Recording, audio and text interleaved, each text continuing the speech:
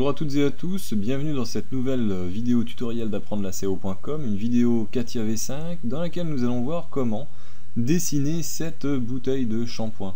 En fait, on va dessiner cette bouteille de shampoing non pas en surfacique mais en solide. On va la dessiner en quasiment 2 coups de cuillère à peau grâce à la fonction coque. Alors je me suis préparé forcément une petite 4 parts ici que j'appelle shampoing pour dessiner le bas de cette bouteille de shampoing.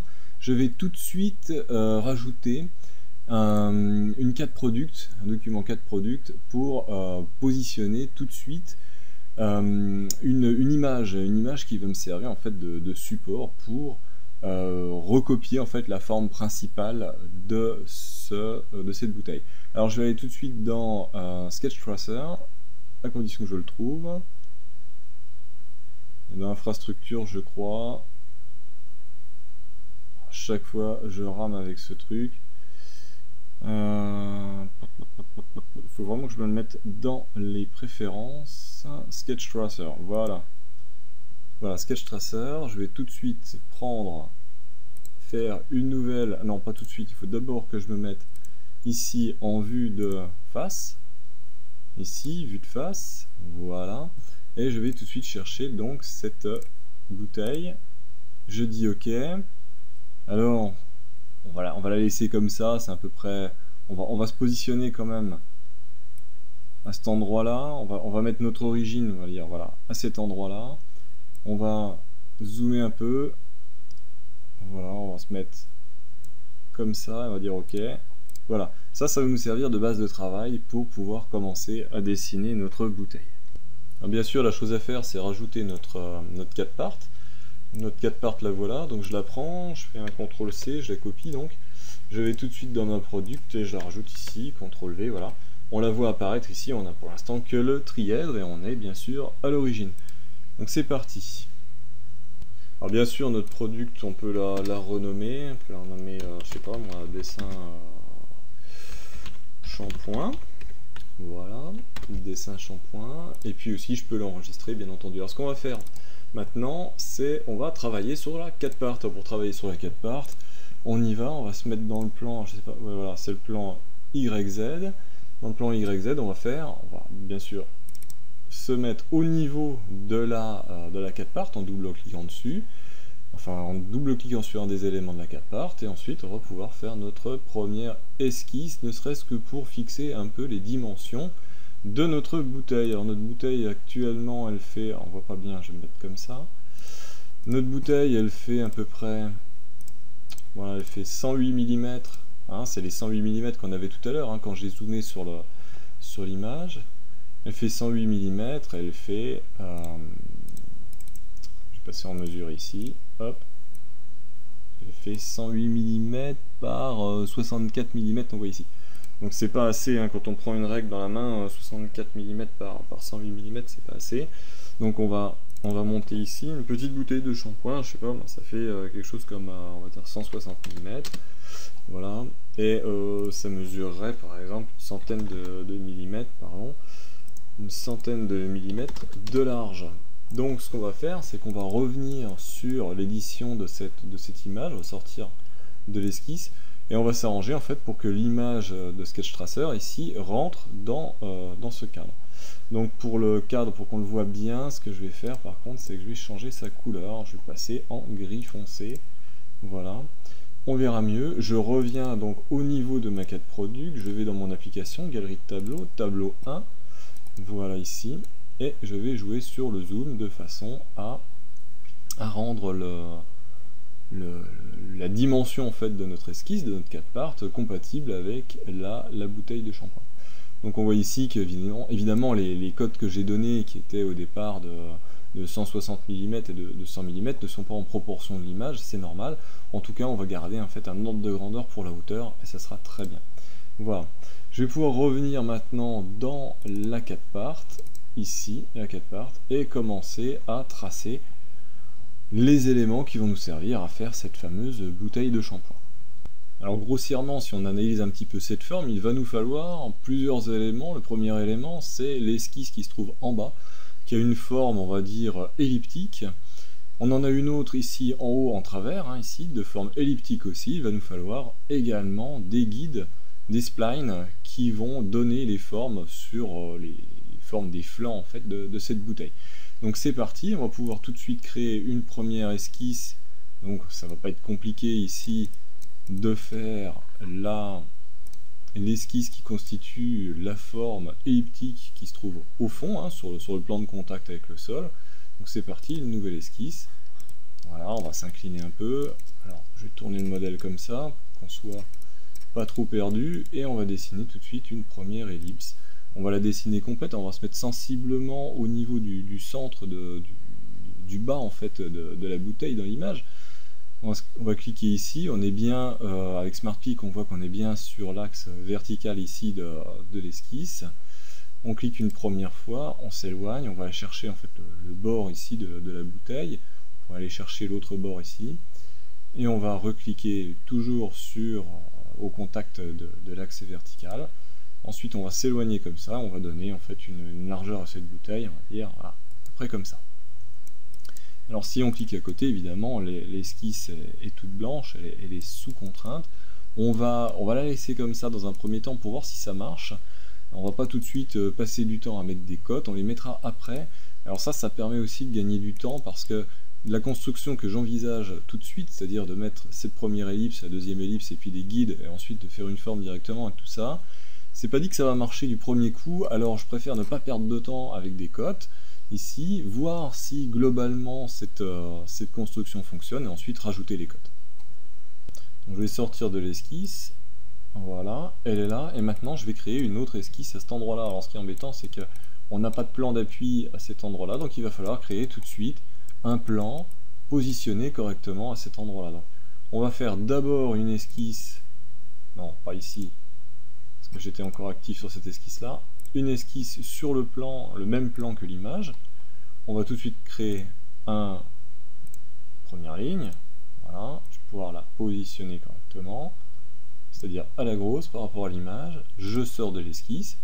Je vais tout de suite créer une ligne normale à une surface. Normale à quoi? Eh ben, normale au plan de l'image, passant par ce point-là, d'une hauteur quelconque, 20 mm c'est très bien. Et je vais tout de suite créer un plan passant par de droite, hein, si on voit par de droite, par cette droite-là et cette droite-là. Voilà. Donc le plan, on le voit ici, on le voit ici. Il est positionné au bon endroit par rapport à mon image. Je vais tout de suite maintenant faire une esquisse dans ce plan. Donc, je vais encore une fois tourner un petit peu l'environnement 3D pour bien que l'on voit comment on se positionne par rapport à l'image. Et là c'est parti, je vais refaire tout de suite une ellipse. Donc je me positionne le long de l'axe vertical, on voit ici en orange, en surbrillance. Je me mets à peu près au milieu, je m'éloigne, voilà, je reclique toujours sur l'axe et je donne une largeur à mon ellipse, voilà, à peu près comme ça. Voilà, je sors, voici ma deuxième ellipse. Alors, on voit qu'elle est pas, c'est pas génial, on voit qu'elle est pas assez longue à cet endroit-là, elle n'est pas bien centrée, mais c'est pas grave, c'est juste pour voir si ça fonctionne.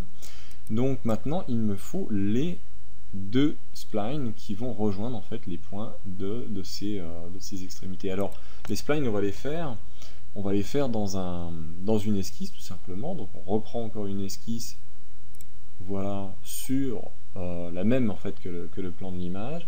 Je me mets dans une esquisse et là, je vais accrocher une spline. Donc, il faut d'abord que je projette ou j'intersecte plutôt. J'intersecte le plan d'esquisse avec cette première ellipse. Donc je prends ici intersection. Et là je vois que ça marche pas parce que les éléments résultant de l'intersection avec le plan d'esquisse ne sont pas associatifs. Donc ça c'est pas du tout ce que je veux. D'ailleurs quand on clique à côté on voit qu'ils sont blancs. On voit ici les plans sont blancs. Je peux même cacher le tableau. Cacher ici. On voit les plans sont blancs, ils ne sont pas jaunes. Ça veut dire qu'ils ne sont pas positionnés. Vous voyez, quand j'en prends un, je peux le déplacer. C'est-à-dire qu'il n'est pas lié en fait à la position de l'intersection de l'ellipse et de l'esquisse. Donc ça, j'en veux pas du tout. Je m'en débarrasse, il faut que je trouve une autre solution pour faire ça. Donc je sors, voilà, je peux réafficher, bon, je vais pas le réafficher tout de suite. Il me faut en fait créer dans le set géométrique 2, ici, dans lequel on avait déjà notre droite ici, d'ailleurs on peut placer l'esquisse 8 dedans d'ailleurs. ça sera plus propre. Changer de set géométrique. Set géométrique 2, ok. Je vais dire objet machin, voilà, réordonner automatiquement. Voilà, ça permet de les reclasser. Donc dans le set géométrique 2, j'ai quoi? J'ai l'esquisse en diagonale ici, j'ai la droite perpendiculaire et j'ai le plan d'appui de l'esquisse. Donc ça c'est bien. Donc je me mets donc en objet de travail sur le set géométrique 2 et je vais créer ce coup-ci. C'est là qu'il me faut génératif shape design. Je vais créer donc des intersections. Je prends ici intersection. Intersection de quoi? Premier élément, celui-ci, avec quoi? Avec le plan, pas ce plan-là, pardon, avec le plan de l'image, hein, celui-ci. Je vais dire aperçu, il va me faire effectivement 2 points. Je vais dire ok, il va me dire attention, il y a 2 points. Garder tous les éléments ou garder qu'un seul élément avec l'option extraction. Je vais dire garder tous les sous-éléments. Dire ok, voilà. Ça me fait les 2 points d'intersection. Je vais faire exactement la même chose tout de suite avec l'autre ellipse. Donc je prends cette ellipse, je reprends le même plan ici, je dis ok et je garde les sous-éléments. Et me voilà en fait avec mes points. Donc maintenant je peux me replacer ici dans le corps principal pour refaire donc cette nouvelle esquisse sur ce plan là. Une nouvelle esquisse pour dessiner donc mes splines. Donc je vais réafficher le tableau et maintenant je peux projeter. Alors, ça c'est faisable, maintenant je peux projeter. Alors on va dire projeter, bah tiens, le premier point ici. Ah oui, ils ne sont pas associatifs tout simplement parce que je ne les ai pas dissociés. Alors ça c'est un peu nul. C'est un peu nul, donc je sors de l'esquisse et je vais retourner là-dedans. Définir objet de travail, je vais recacher le tableau. Cacher le tableau. Voilà. Et je vais retourner là-dessus. Et je vais faire OK. Et je vais garder, ne garder qu'un seul. En gardant l'option extraction. Je vais dire OK. Je veux donc continuité en point, oui, ou pas de propagation, c'est pareil. Je veux extraire le premier, c'est-à-dire celui-là, je vais dire OK. Donc ça c'est la première extraction. Je vais relancer l'opération, je vais redire OK.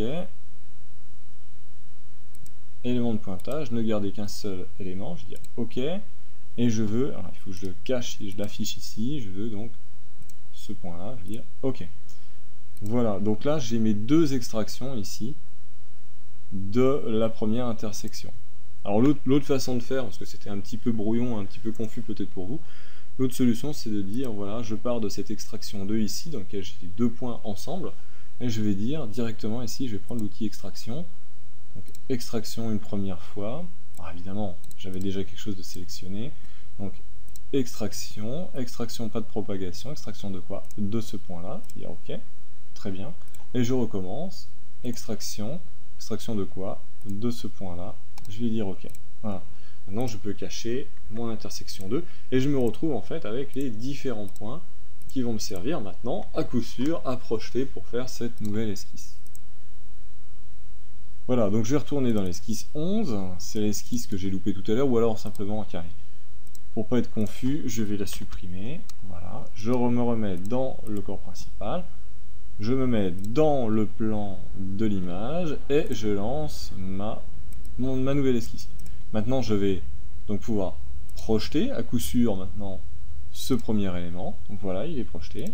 On le voit en jaune ici maintenant. D'ailleurs, il faut que je le mette, si j'arrive à l'attraper. Non, je n'arrive pas à l'attraper, donc je prends la loupe, je le passe en élément de construction. Je fais pareil pour le deuxième point. Voilà, il est déjà un élément de construction puisque l'élément de construction ici était déjà actif. Maintenant, je repasse un élément standard et je crée ma première spline. Alors, je vais à cet endroit-là. Je vais réafficher le tableau d'ailleurs tant que j'y suis. Bouton droit, cacher, afficher. Je me remets comme ça. Je passe par ce point-là et par le dernier point, c'est-à-dire le point de projection qui se trouve ici, et je double-clique. Voilà.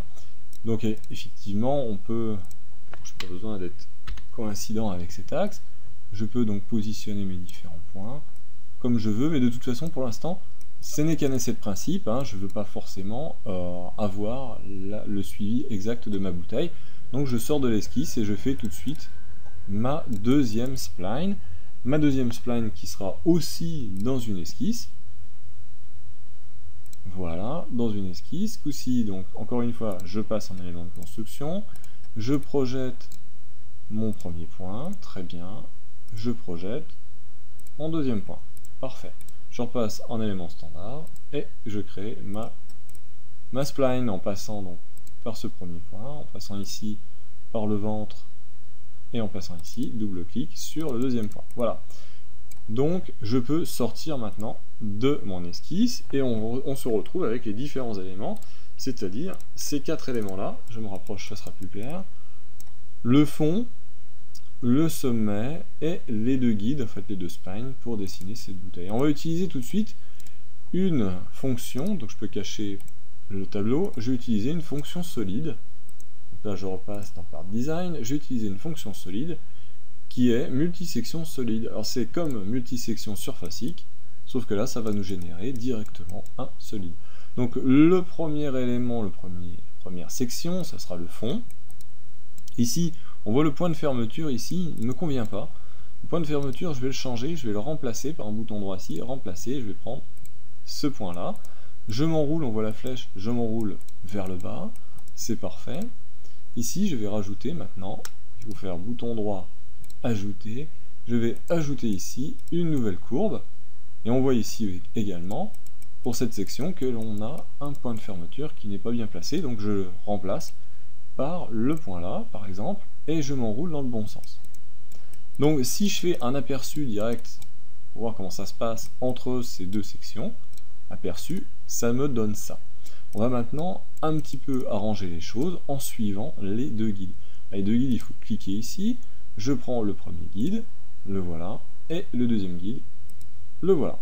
On va faire tout de suite un aperçu, et on voit que la forme est maintenant la forme, on va dire, souhaitée. Je dis OK. Donc ça c'est parfait, on a la forme principale de la bouteille, on ne suit pas exactement la forme de l'image, on peut maintenant l'afficher, pardon, cacher afficher, pourquoi ça ne s'affiche pas, pourquoi ça ne s'affiche pas, bonne question, voilà, comme ça, ça s'affiche, et quand on revient dans shampoing, et voilà, bon, c'est bizarre, ça aurait dû s'afficher. Donc ici on est de toute façon donc dans la 4 parts, on voit que l'on n'est pas très loin en fait de l'image de la bouteille du départ. On va pouvoir maintenant donc affiner un petit peu le tir et remplir complètement, en fait contraindre complètement les différentes esquisses pour aller chercher au plus près de l'image de départ. Alors j'ai un petit peu travaillé comme un cochon puisque ici je n'ai rien renommé. Donc ici on va marquer, c'est l'esquisse qui correspond en fait aux dimension principale, voilà. Ici dans multisection solide, on a, alors qu'est-ce qu'on avait? On peut réafficher tout ça. Donc, on a les différents guides, on va marquer ici, ça ici ce serait le guide 1, voilà, pardon, ici c'est le guide 2, ça c'est section bas, ça c'est section haut, voilà. Et puis les 2 extractions, en fait c'est pas très important de les renommer, il s'agit tout simplement des extractions qui n'ont rien à faire là d'ailleurs. Je sais pas pourquoi elles sont là, on va les remettre. Ah bah si, elles sont là tout simplement parce que je m'en suis servi comme point de départ pour les sections. Donc c'est pour ça que Katia les a replacées, en fait, on a fait une copie pour les mettre en agrégation sous solide multisection. Voilà. Je vais tout de suite retourner donc dans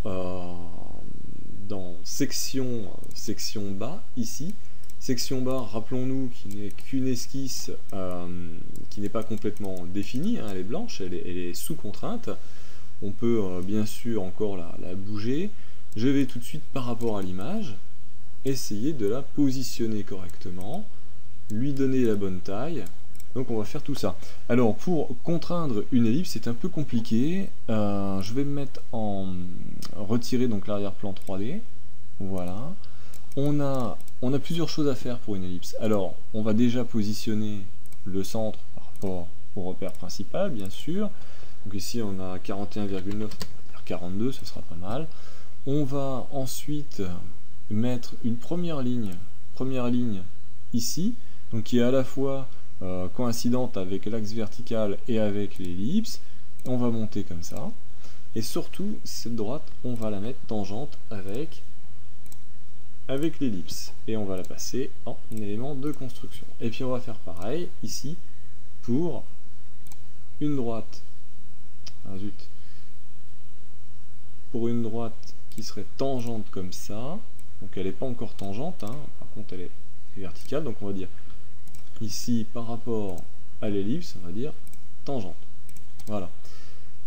Donc il nous faut ces deux trucs là. Et c'est grâce en fait à ces choses là que l'on va pouvoir manipuler l'ellipse. Voilà. Donc une fois que j'aurai contraint ces deux droites là, on pourra dire que l'ellipse sera complètement contrainte. Donc on va dire une cote ici pour la largeur. On va marquer par exemple 12, ça fait 24, ça fait pas beaucoup. On va marquer la moitié de 50, on va marquer 25. Non, ça fait beaucoup là, 25 ça fait beaucoup. On va marquer 15, voilà, 15. Et puis dans l'autre sens, je ne sais pas. On va marquer donc une cote entre là et là.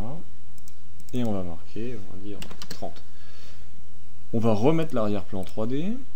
L'arrière-plan 3D. Et on va regarder un petit peu ce que ça donne. Est-ce que cette forme est réaliste par rapport en fait à la taille de la photo? Moi je dirais oui. Donc je vais rester comme ça. Je me rappelle seulement que la largeur fait 15 ici à cet endroit-là. Je vais sortir. Voilà. Donc Katia a complètement recalculé en fait la forme principale de la bouteille, c'est-à-dire à replacer les guides, puisque l'intersection avec le plan de la photo en fait c'est recalculé ici et ici. Donc il n'y a pas de problème. Je vais faire pareil avec le haut de la bouteille. Donc je vais me remettre ici dans section haute et on va refaire en fait la même chose pour définir complètement là cette ellipse.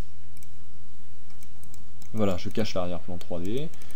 J'ajoute tout de suite les fameuses cotes. Alors, une cote par rapport à cet axe-là, mais cet axe-là, en fait, c'est la projection de l'axe principal, enfin du centre de l'esquisse, hein, ce point ici, puisque c'est une esquisse glissante, c'est la projection en fait du centre de l'esquisse. Donc en fait, c'est la verticale de l'autre, tout simplement. Donc ici, on va laisser 93, on verra, on pourra changer après. Et je vais tout de suite ajouter donc mes deux droites. Donc une première comme ça. On va la rendre donc tangente tout de suite à ça. On va la passer en élément de construction. Je fais pareil pour l'autre. On est ici, je pars comme ça horizontalement. Je la prends. Tangente. Ok, et maintenant je vais rajouter mes fameuses cotes. Donc une première cote comme ça. On avait 15, on va mettre un peu moins effectivement, on va mettre 12. Et puis dans l'autre sens, on va mettre une cote comme ça de, je sais pas moi, 25, pourquoi pas. Et je vais tout de suite réafficher l'arrière-plan 3D pour voir ce que ça donne. L'arrière-plan 3D, alors on voit qu'on n'est pas bien positionné, donc ici on va réduire. Voilà, pour se placer à peu près au centre. On va dire ok. Cette cote là n'est pas assez grande. On va augmenter petit à petit. On va dire voilà, 29 mm, pourquoi pas. Et puis 12 mm ici. Oui, on va laisser 12, on verra ce que ça donne. Donc je sors de l'esquisse, voilà, ma forme est recalculée. Donc ça s'est bien passé. On voit ici avec le reflet de la lumière qu'en fait on a une super surface en fait. Hein. On a quelque chose de propre par rapport à un produit que l'on donnerait donc dans les mains de l'utilisateur final. Donc on va un petit peu améliorer les choses maintenant, on va travailler le fond de la bouteille, le dessus pour faire la forme qui va venir se clipper avec le bouchon, et on pourra assez rapidement en fait obtenir le flacon, la partie basse en fait du flacon de shampoing. Avant de travailler ces deux zones, bien sûr, il faut qu'on arrange aussi un petit peu les guides qui permettent d'obtenir la forme latérale de la bouteille. Alors les guides, on voit ici qu'on n'est pas bien placé, et par endroit, en fait, on ne voit plus du tout l'image, puisque le solide cache l'image. Donc ce qu'on va faire, bien entendu, c'est qu'on va prendre le solide ici, et on va le passer légèrement en transparence, on va lui mettre 25%, 25%, et on voit tout de suite beaucoup mieux comment se situent les splines par rapport à la photo ou la photo par rapport au spline. Donc on va éditer la première ici. Voilà. On a un point de contrôle ici à cet endroit-là qu'on va pouvoir déplacer. Moi je le sens bien par ici. Voilà, on voit que on n'est pas si mal que ça. Bon, bien sûr on a un petit écart ici, mais il faut se rendre compte que l'écart ici il est de l'ordre du millimètre. Et puis ici, de toute façon, comme la photo n'est pas une photo, on va dire, isométrique, on a quand même la focale de l'appareil qui déforme l'image, en fait, on a quelque chose qui est sensiblement bon. Donc, je vais laisser ça comme ça. À la limite, on peut tricher un peu en rentrant dans la bouteille. Voilà, ce qui permet de réduire l'écart ici à cet endroit-là, même si on a un petit écart négatif là, à cet endroit-là. Alors, ce que je vais faire, c'est ce point ici, soit je lui donne des coordonnées par rapport aux axes, soit directement, je le fixe. Voilà. Le fait de fixer ce point, c'était le dernier point pour contraindre cette spline, et ben suffit à la rendre donc toute verte et donc iso-contrainte. Je sors, je passe tout de suite dans la deuxième, sans transition, et là j'ai mes deux points de contrôle, donc mon premier point de contrôle, j'en ai même plusieurs, j'en ai trois ici, donc j'en ai un ici, j'ai un problème de coïncidence, vraisemblablement. Donc je vais passer ici. Ah non, je croyais avoir un point de contrôle, un troisième point de contrôle, mais en fait non. Donc ce que je vais faire, c'est que je vais mettre ici en lumière basse. Voilà, ce sera encore mieux. Donc j'ai ce point-là, ce point-là. Donc celui-là, par exemple, je peux le mettre dans le renflement ici. Celui-là, je vais le mettre là. Et finalement, c'est pas bien pratique. Ce qu'il me faudrait maintenant, c'est pouvoir donner en fait une tangence ici, à cet endroit-là, au point de départ. Donc je vais éditer ma spline, je vais me mettre au point 4 et je vais ajouter une tangente. Donc il suffit de cliquer ici, je dis OK, et ensuite je vais créer tout de suite une droite qui passe par ce point, qui sera sensiblement comme ça, en élément de construction. Et cette fameuse droite et cette flèche de tangence, je vais les rendre coïncidentes. Voilà. Alors ça me permet tout simplement, en manipulant l'extrémité de cette droite, de donner la direction au premier point. Donc on voit ici la direction est bonne. Alors, je peux par exemple mettre... non, j'ai déjà quelque chose de sélectionné. Je vais par exemple pouvoir mettre un angle par exemple entre cet axe-là et cette droite. Donc ici j'ai 24 degrés, voilà, je laisse 24 degrés ici à cet endroit-là, ça me donne la direction au départ. Ensuite, j'ai mes deux points, donc là je vais pouvoir, on voit que en jouant sur ce point, en fait, j'ai quasiment la forme de la bouteille, c'est quand même assez génial. Donc ces deux points, maintenant, je les sélectionne, voilà, et je peux les fixer, ce qui va rendre, en fait, ma spline complètement définie, c'est-à-dire verte, et iso-contrainte. Voilà, je sors de l'esquisse. Ma bouteille, c'est bien entendu redessiné, sans problème. Je vais pouvoir maintenant travailler le fond. Donc je vais pouvoir cacher mes guides. Je cache le guide, je cache le guide. Je peux cacher aussi mon set géométrique. Voilà. Je peux cacher mes dimensions principales, on n'a plus besoin. Et si on veut mieux apprécier la forme de la bouteille, je vais cacher le tableau. Alors, on voit pas bien la forme de la bouteille, pourquoi? Parce qu'on est légèrement en transparence, donc je me remets sur le corps principal ici, et je mets 100% ou auto, qui permet de rendre la pleine opacité de cette bouteille de shampoing. Alors on a l'arête morte ici visible, il suffit simplement de prendre le rendu réaliste sans arête, voilà, pour mieux apprécier la forme et les reflets sur la bouteille. Je trouve ça plutôt joli. Alors, on va travailler un petit peu le fond ici pour faire quelque chose de réaliste. On va tout simplement dessiner dans ce plan. Alors on va se mettre évidemment à définir l'objet de travail, donc le corps principal, et on va produire une forme ici dans le fond. On peut se mettre directement sur le fond, on esquisse ici, on va faire une esquisse, une nouvelle esquisse, et on va faire une forme décalée. Alors décalée c'est où? C'est par là, non c'est en dessous, je me suis trompé. Un décalage de quoi? Ah bah j'aurais dû déjà projeter, donc je projette ici, je projette quoi? Tout simplement ma section bas, voilà ma section basse, je la mets, je vais cacher l'arrière-plan 3D maintenant, voilà, là voilà, je l'ai projeté, maintenant je vais pouvoir décaler, donc je me mets ici en élément standard, je vais pouvoir décaler cette forme, voilà, décaler comme ça, de, oui, ou de moins 5 mm, voilà, moins 5 mm, ça me suffit, je sors de l'esquisse, j'ai maintenant une nouvelle trace, donc je peux cacher maintenant section, section bas, cacher, j'ai une nouvelle trace, et de cette trace, en fait, on va faire directement, une protrusion. Ici, on peut même la faire avec dépouille et congé. Pourquoi pas, puisque la fonction existe. Alors, on va sélectionner le contour, le voilà. Donc, à profondeur, ici, c'est un peu trop, bien sûr. On va mettre quelque chose comme, allez, même allez, 3 mm, c'est déjà beaucoup. Hein. On va mettre 2 mm. L'angle de dépouille, on peut augmenter un petit peu. On peut mettre, allez, 10 degrés. On va mettre 10. Congé latéral, et on va en mettre un, mais alors tout petit, on va mettre 1 mm. Rayon première limite, c'est pareil, on va mettre 1 mm, et rayon seconde limite, on va mettre 1 mm. Voilà.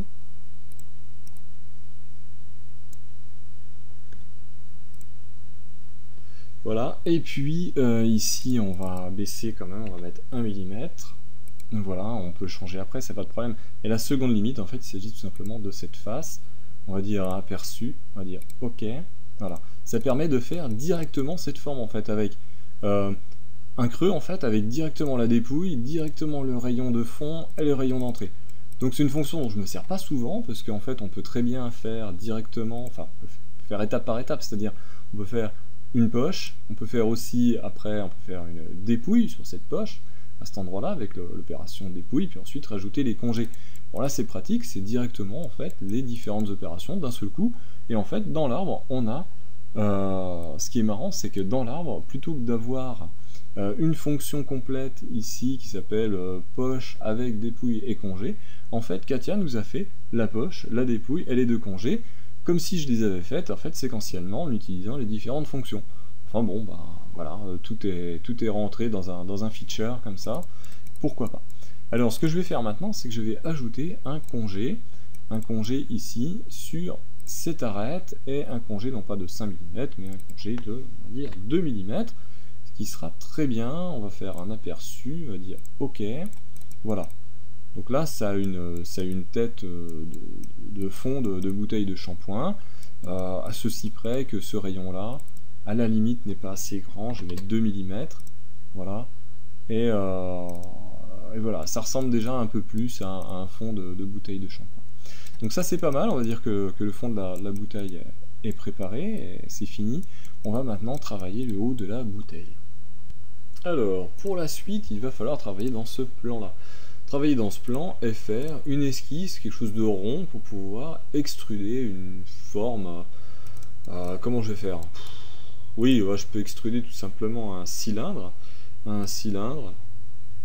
même pas très haut, ça fait rien, on verra, pour pouvoir dessiner la forme de l'orifice en fait sur lequel va se clipper le bouchon. Mais je pense à un truc, finalement, extruder c'est pas une bonne idée, puisqu'en fait il va falloir faire une forme, un bossage circulaire ou une gorge pour le clip. Alors il vaudrait mieux faire une révolution, et pour faire une révolution en fait on va pas s'embêter, on va se mettre dans ce plan là. Donc on va faire tout de suite une esquisse, voilà, ça c'est très bien, et puis on va récupérer, tiens, puisqu'on les a déjà, on va récupérer les fameux, non, ils sont pas là, ils sont par là, les fameux cachés affichés, voilà, les fameux points qui se trouvent là, extrémité de la fameuse ellipse du haut. Donc je vais tout de suite projeter ce point là, très bien, je passe tout de suite un élément de construction, je vais projeter aussi ce point là, parfait, et je vais ensuite faire un point milieu, bah voilà, tout simplement, je vais faire, allez tiens, je vais faire une droite, je peux cacher l'arrière-plan 3D, on n'a plus besoin. Voilà, puis ce sera beaucoup plus clair, beaucoup plus lisible. Je vais faire une droite entre ces deux points, voilà, principale est verte, voilà, très bien. Et je vais me placer encore une droite, une droite donc qui va se trouver au milieu, voilà, au milieu, et qui sera perpendiculaire. Et cette droite, en fait, puisqu'elle est déjà sélectionnée, je vais la transformer en axe. La droite sélectionnée va être transformée en axe. Voulez-vous transformer cette droite? Oui. Ah, pourquoi? Parce que tout simplement, quand je vais sortir de l'esquisse, j'aurai plus qu'à dire révolution, et Katia va tout de suite comprendre qu'il faut tourner autour de ce truc-là. Et ça va être très pratique. Alors maintenant, je vais dessiner tout simplement quelque chose qui va ressembler à l'orifice de remplissage. Enfin, je peux même commencer en dessous, ce sera encore mieux. Donc je vais passer, je vais me mettre là, je vais monter donc parallèlement, c'est bien. Ah bah oui, je suis pas en élément standard, voilà, maintenant je suis en élément standard. Je monte, hop, je fais, alors qu'est-ce que je fais? Je fais une gorge ou quelque chose de positif? C'est comment sur les bouteilles de shampoing? Je crois que c'est une gorge. Ah, je suis pas sûr. Je suis pas sûr. Mais ça fait rien. Tiens, je vais faire une gorge. Non, non, je vais faire plus simple. Je vais faire plus simple. Je vais faire directement. Voilà. Comme ça. Et puis je vais faire effectivement une gorge. Alors une gorge ronde, la voilà. Et ensuite j'utilise la gomme magique. Et je retire ça, ça. Voilà. Il n'y a plus qu'à mettre des cotes. Alors un bout, un orifice comme ça, ça mesure à peu près, je sais pas moi, ça fait combien ça? 20 mm, 25 mm? Oui, allez, on va mettre 12, évidemment. 12, hop, voilà, ça c'est bien. Ensuite, on va mettre une cote entre la face et ce truc là. Alors ici, je crois que je vais mettre 2. Ici, je m'arrange en fait pour que la forme commence un petit peu plus bas. C'est pour éviter, si je me mets en fait, si je mets ce point-là directement sur cette arête, je risque d'avoir, c'est un risque évidemment, hein, des toutes petites imprécisions et des toutes petites faces ridiculement, ridicules qui vont poser des problèmes pendant les opérations. Donc, il vaut mieux carrément faire en sorte que les éléments s'intersectent franchement. Ça évite d'avoir par la suite des problèmes de mise à jour. Une cote entre là et là. Oui, il y aura 20 mm, ce sera bien. La position de la gorge. Ouais, bref, ouais, 12. Ah, c'est plus sympa. Le rayon de ce truc-là. Ouais, 2,5. Bon, tout ça, c'est à la grosse, hein. Et puis, je vais mettre tout de suite des rayons. Je vais mettre un rayon ici, de 1,5. Je vais mettre un rayon ici. Ah bah, mieux que ça, je vais mettre un rayon. Je sélectionne directement le point. Hop, 1,5. Voilà. Donc je sors de l'esquisse et je fais tout de suite, attention, une révolution. Qu'est-ce qu'il me dit? Opération, réhabilitation impossible sur la pièce principale, changer les spécifications. Pourquoi? Aurais-je fait une erreur?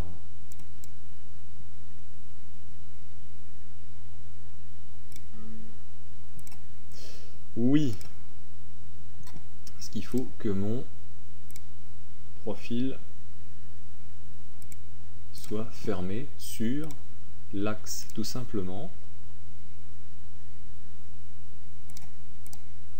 Voilà, donc ici, c'est ça, perpendiculaire. Voilà. Tout simplement, ça c'est de l'erreur de débutant, c'est une honte. Hein. Ah par contre, juste un truc, ici on voit qu'on est juste au bord, donc ça c'est pas bien. Donc je vais revenir sur mon esquisse, et plutôt que de mettre 12 ici, je vais mettre 10. Ce sera plus sympa. Tac, voilà. Alors je vais rajouter un petit rayon à cet endroit-là. Un petit rayon ici, un rayon de 1. Le voilà. Et je vais rajouter un rayon ici. Je vais cacher cet élément-là. Et j'aurais dû le mettre avant, ça aurait été plus sympa d'ailleurs. Multisection solide. Tac, tac. congé d'arrêt, révolution, j'aurais dû le mettre juste à cet endroit-là. Bah, ou simplement, puisque c'est ce rayon-là, voilà, double-cliquer ici et dire, plutôt que de sélectionner que cette arête-là, je vais sélectionner aussi cette arête-là. Donc on a deux éléments, je dis OK. Voilà, on se retrouve avec ce rayon. Et quand je me remets en objet de travail sur le corps principal, on voit maintenant ce rayon et l'orifice donc de remplissage. Et bien voilà, alors c'est parfait, ça ressemble à une bouteille de shampoing, mais il manque quelque chose. Le petit quelque chose, c'est que finalement cette pièce est pleine, elle n'est pas creuse. Il va falloir maintenant utiliser l'opération coque pour évider ce solide. Alors voyons ce que ça va donner. Donc je vais cacher le set géométrique, il ne reste plus que le solide. Je vais utiliser tout de suite, donc, parce que l'objet de travail est le corps principal, je vais utiliser la fonction coque. Ici coque. Alors, effectivement, là tout de suite, Katia comprend qu'il faut ajouter la fonction coque à la suite de toutes ces opérations, donc ça prend en compte ce solide complet. Épaisseur intérieure, donc ça veut dire qu'on va mettre de l'épaisseur vers l'intérieur, non pas vers l'extérieur. À l'extérieur, on ne mettra rien du tout. Face à retirer, bah, ce sera la face ouverte. La face ouverte, ce sera tout simplement l'orifice de remplissage. Le reste, en fait, reste de cette couleur standard. Je dis OK. Et voilà, Katia a réussi à me faire cette fameuse opération de coque et me générer, on va pouvoir donc le couper, et me générer quelque chose de creux, hein, quelque chose de creux, c'est-à-dire mon bidon. Alors on peut tourner un petit peu le plan de coupe, on va l'avancer un petit peu, voilà. Voilà, c'est exactement ce qu'on voulait. Donc voilà pour la réalisation de cet élément, on va dire classique, hein, un bidon. On peut réaliser toutes sortes de bidons. Ici, pas besoin de le réaliser préalablement avec des opérations surfaciques, des choses compliquées. On voit qu'on a pu faire en fait un bidon qui est tout à fait élégant, avec des surfaces, des surfaces en fait, qui sont continues en courbure. Grâce à cette opération, on a utilisé l'opération multisection solide, en utilisant donc la section d'entrée et la section de sortie, et des guides. Voilà. Donc, en voilà pour cette modélisation d'une bouteille de shampoing. J'espère que ça vous a plu. Je vous remercie d'avoir regardé jusqu'au bout. La vidéo est un peu longue. J'espère aussi que ça vous servira pour faire d'autres modèles, pas forcément des bouteilles de shampoing. Je vous dis à très bientôt sur YouTube pour de nouvelles vidéos et sur mon blog www.apprendrelaco.com. N'hésitez pas à visiter, il y a plein maintenant, beaucoup d'articles, des articles vidéo, puis des articles non vidéo. Voilà, je vous dis à très bientôt sur apprendrelaco.com.